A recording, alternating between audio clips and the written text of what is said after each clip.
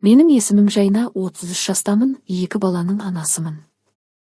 Күйеуім Ербол екеуміз 11 жыл бірге тұрып келеміз. Ол жақсы адам, адал, отбасына қамқор. Бірақ соңғы жылдары төсектегі өміріміз суып кетті. Ішімде бір от бар еді, ол сөніп қалған жоқ, керісінше күшейе түсті. Қайынінім Нұрлан, Ерболдың кіші інісі, 29-да. Бойы ұзын, денелі, күлімсірегенде көздері тартылады. Әзілқой, ашық. Әр келген сайын маған ұзағырақ қарайтын сияқты еді. 2024 жылдың шілдесі, ыстықтан шыдай алмайсың. Ербол жұмыста, балалар нағашы әжесіне жазғы демалысқа кеткен. Мен душ қабылдап шықтым, денем дымқыл. Үстімде тек сүлгі ғана. Үйде жалғызбын. Есік қағылды. Нұрлан тұр есік алдында, қолында үлкен қорап. Жеңге, Ербол аға үйде ме? Ол маған өткен аптада компьютердің қосалқы бөлшектерін видеокарта мен қатқыл дискті әкеліп беріңдер деп айтқан еді. Мен бүгін алып келдім, аға үйде болса орнатып көрейін деп едім деді. Мен жоқ, кешке бірақ келет дедім де, оянбастан кіргіздім. Онда қоя салайын, кешке өзі орнатар деді ол, бірақ мен шай ішіп кетсейші, ыстықтап кетіпсің ғой деп тоқтаттым. Шай құйып отырып, одан көз алмай күлімсіреп отырдым. Нұрлан диванда отыр, қорапты үстелге қойған. Мен сүлгіні мықтап ұстап отырмын, бірақ терлеп денем ыстық. Ішімде бір нәрсе қозғалып жатыр. Тұрдым да, қорапты асүйге қояйын ба деп оның алдынан әдейі өттім. Үстімдегі сүлгіні сәл босатып қойдым.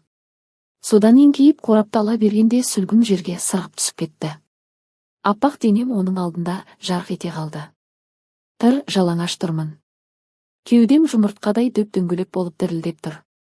Мен ұялған жоқпын, керісінше ішімдегі отла бетті. Нұрлан не үшін келгенін ұмытып, аузы ашылып, жұтынып қоя берді. Көзін маған тігіп алмай қарап тұрды. Жеңге деп сыбырлады дауысы қалтырап. Ол шыдамады, білем. Келші маған деді қырылдаған дауыспен. Маған да сол керек болып тұрған еді. Жүрегім соғып, денем дірілдеп барады. Бірден оған жақындадым. Ол тұрды да кеудешесін бірақ сілкіп шешіп тастады. Мен арқасынан құшақтап, ерініне сүлікші алдым. Өзіме риза болып тұрмын, осы күнді қаншама күткенімді білсеңіз ғой, сөзбен жеткізе алмаспын, жан терім шығып көзім ашылды ғой. Осылай бірнеше рет болдық, кейін шаршап, шалқамыздан жатып ұйықтап кеттік. Таңертең оянғанда мен ұялдым да, іштей жыладым. Не істедім мен? Бәрі менің кінәм. Сүлгіні әдейі босатып, денемді көрсетіп, еліктірдім, өзім шақырдым оны. Бірақ ішімдегі құмарлық әлі өшіп тұрған жоқ еді.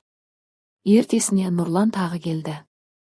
Жеңге, сені бір көруге келдім, жас құлындай болған балғын денеңнің иісін сағынып кеттім ғой деді. Менің сол сөздерден есім шығып кетті. Мен барып әдейі қысқа көйлек киіп алып алдында аяғымды айқастырып отырып алдым. Ол жақындап, жеңге, бүгін кешегіден де ерекше сұлуланып кетіпсіз ғой деді. Мен қызара түстім. Бірақ қарсылық жасамадым. Сол күні ол мені тағы да диванда ұнатты. Содан кейін талай жасырын кездесіп жүрдік. Кешке Ерболға күлімдеп қараймын, бірақ ойым Нұрланда, балаларды құшақтағанда көзге жас келеді. Менікі дұрыс емес екендігін сезіп жүрмін. Отбасымды бұзып жатырмын. Бәрі менің кінәм. Ербол күдіктене бастады. Нұрлан неге жиі келеді? Мен сен айтқан компьютердің бөлшектерін орнатып, кейін бір бағдарлама орнатып берді. Енді әдеттегі мәселелер шықса шақырамын дедім. Бір түнде Ербол сапарда, Нұрлан қонды. Түні бойы допша домалатты. Біз паркте, машинада да кездестік. Ол мені толтырғанда бақытты сезінемін. Бірақ қорқыныш та күшейді. Тоқтатайық дедім бірде.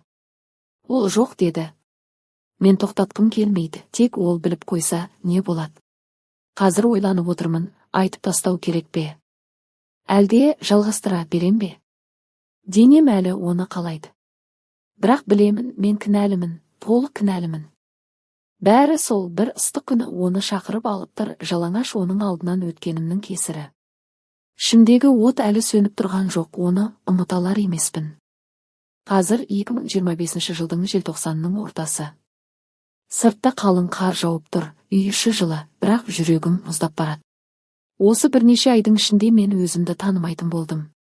Түнде ұйықтамаймын, ойланып жатамын.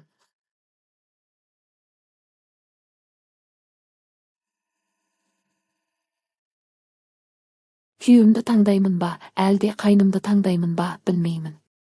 Ербол менің өмірімнің 11 жылы, балаларымның әкесі, үйімнің тірегі.